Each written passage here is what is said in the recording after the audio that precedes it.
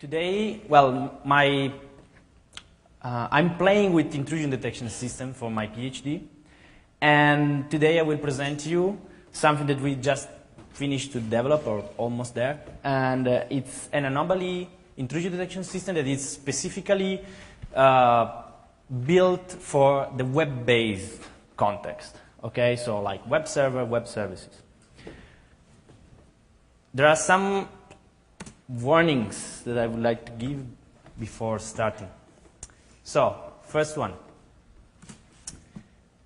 What you're going to see is not the so-called silver bullet. So, this system is not 101% perfect. There are something that it is not able to do, and you must expect this because intrusion detection systems sometimes fail. But this doesn't mean that there is something more to see today. And this talk is not just about like reaching 100% detection rate, so I'm able to catch everything, and I'm doing that with the 0% false positive. So stay here until at least the 10th slide. And then you will see what I would like you to show that is different than the other system that you could have seen before. And then the last warning. I know we are all having a hard time because it's just after the lunch, but I'm not going to show you naked woman to catch your attention. Sorry. So, this is what we are going to see today. Well, we will talk about brief introduction about the web application insecurity, what we have already out there and why it's not working. And then let's try to define what we want to do with this kind of stuff, with this intrusion detection system. And then I will present you what we have done in reply to those questions. So, well, everybody knows the web application today are doing everything. You have webmails, you have the content management systems, the bulletin board, e-commerce, e-banking, everything. There is the Microsoft Live search engine, Google, that started a long time ago. So basically, everybody is using them. You cannot avoid. And to deliver new services, to deliver new functionalities, a lot of new technologies have been developed or joined with them. Like, for example, let's say that in the beginning of the 2000s, they had the DBMS support on the back end. So now we can store the data inside the DBMS. And then we had the evolution of Java and ActionScript. And now we have something live also in our pages. They are not just statically built. And now we have Ajax. That is, you must have Ajax or you are just a loser. So every 2 or 3 years we are seeing a new technology that is pushing even more far the web applications. Why they are so attractive then? Because every information, credit card, money, everything is there. So they are really attractive for an hacker. The point is that they are insecure. Why? Well, it's simple. A web application is insecure for the same reason why an application is failing, because there is people with a lot of different skills that is working on them, and maybe they're not coming here, they're not following any kind of programming course at the university, and that is why the web applications are failing, because they are written in a very bad way. This is just an example. There is like a lot of people writing PHP scripts. Even my sister is going to do that maybe. And nobody is checking. You don't know what exactly is inside the code, and you are not going to audit every single line of what you're putting on your web server. So that's the reason why. Because there is a lot of people out there that is writing web application and they don't have any idea of what they are doing about security. They're providing functionalities, not security. So, Symantec, and this is I think the first time that I trusted what they said, they made some statistics, and they are telling us that, and this is confirmed by the way by the fact that there are so many people out there just 20 meters far from us, saying that they have the web scanner, the web something to catch the bad guys. So they're saying that 69% of the total vulnerabilities that they have counted in the first 6 months of the 2006, they are related to web applications. 69%.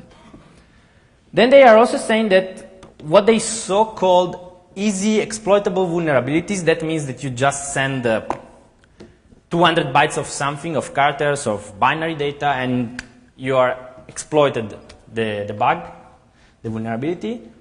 78% of these kind of stuff are related to web application. That means that, your young cousin of 10-year-old can do that. So they are saying, like, they're giving example to us, like SQL injection, cross-site scripting, this kind of stuff. So, well, you know, if you're receiving the bugtrack mailing list, you know what every day is coming. Oh, the SQL injection in, well, it's the last known web application, but there are something like 10 or at least 20 vulnerabilities reported per day about web application. So, what you can do currently? Well, right now, for example, if you are here, you are almost knowing Snort. That is a network intrusion detection system. That means that it's working, looking at the packet going on the wire. And, for example, Snort has 1,200 signatures related to the web in general, but they are almost only for web application. And what? Nothing. There are still these kind of warnings, alert, and we are getting exploited every day, and you don't get it. You don't catch the bad guy doing that. Because there is always the same problem. The zero-day attacks, or the hacker is able just to modify slightly the previous attack, and the signature will not match anymore. And then, of course, there is another problem that it's quite common for network intrusion detection system, that is the SSL traffic. So you cannot analyze everything. In particular, you must provide the key that was used to encrypt the data also to the network intrusion detection system to be able to analyze this kind of traffic, and not everybody is going to do that. So most of the time you're going to miss those kind of data. Okay, so somebody say, well, why we are still coping with this? Let's make something new. Let's make something that is working with this under these constraints. So let's develop the web application firewall. And mod security is one of the good examples. I think Branch is out there and they bought it something like 1 year ago. So this is an additional module for the Apache web server. And that means that you are able to inspect everything. Practically, you are the web server in that moment. So no problem anymore with SSL traffic, no problem anymore, for example, with post data. And this funny tool can import the Snort signatures, or you can define your own one. So that gives you at least quite, you can protect also your own web application, not just the one that the Snort signatures have been built for. One problem is that this stuff has some anomaly detection feature, but they are only related to the field of HTTP. So it can detect, for example, if a field is not carrying a number, something different, or really, really small capabilities. And they are only related to the header of the protocol. So there are so many smart guys out there. What they are doing? So they said, well, why don't we build a specific auditing tool for the PHP script, or ASP, or Java, whatever. So basically they were just porting what has been already done for C++ and C in general languages to the web-related script languages. Okay, but this is not always possible, because I could have like a Java servlet that is in binary code, and maybe it's a third-party module that I have just bought, so I cannot do anything with it. So and anyhow, there are some problems like, well, there are the same problems that there are with the normal tools. You cannot always predict what is it inside that variable, and in the end they are failing. So somebody said, okay, well, let's take the web server log and let's try to make some analysis on that. For the first time they said, well, one good way to do that is to analyze the parameter. So they can take every parameter, they strip off the parameter from the log, and they say, okay, let's make an analysis on the content. What the client asked me. So for example, they were going to make an analysis of like ID equal blah, blah, blah, and action equal blah, blah, blah. And they were applying some detection models on that. Okay, but in this case, if you don't use some special tricks, you cannot analyze the post data. Because the post data, for example, is not normally logged in, so you must add a new model. And, for example, if the attacker is smart enough and he is able like to inject something, like he is using some kind of buffer overflow, he can prevent the web server to log that. You could miss the data, so the log could be tampered, and you will never know this with this kind of solution. So again, not good. Then somebody say, okay, let's try to restrict the domain of analysis. Instead of looking at everything, let's do that for the two most important vulnerabilities. So they developed something for SQL injection and cross-site scripting. There is a problem. For example, they are asking you, okay, they need to modify the source code of the libraries, for example, if you are using a bridge library to go on MySQL or whatever. They are asking you to modify the source code or the library itself to analyze these new data. Okay, what about SQL servers? I don't think the Microsoft is going to give them the library. And then there is a big problem with all of them.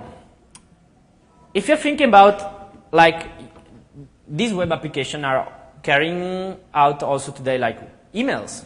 And I'm writing, when you're writing an email, you're not writing, hey, I'm coming back tonight at 8, full stop, and send. Maybe it's something like 10,000 words or something like this, and it's really long. And all this is going to fail with that. They cannot analyze this kind of input. So again, they are useless. Now I want to tell you a story, and we are coming to the real point. Let's think about this. Why? So there are these nice, we have seen all these solutions, but they are not out there. Not even one of them is real, somewhere. At least for very small, just for the SQL injection, for example. No, nothing is out there. Why? So, let's try to understand this. This is my opinion about why they're not out there, and that's why today I'm presenting this to you. There is somebody that is telling you, okay, guy, I can give you a car that is able to speed at 400 kilometers per hour. And you have to do only these steps to drive at that speed. First of all, you have to speed at 300 kilometers per hour with the same car. Then you must stop. Then you have to switch on some buttons. I would say that you have to call your lawyer. And then you can restart the engine and speed at 400 kilometers per hour. But you can do that only for 12 minutes because, we had some problems with the cooling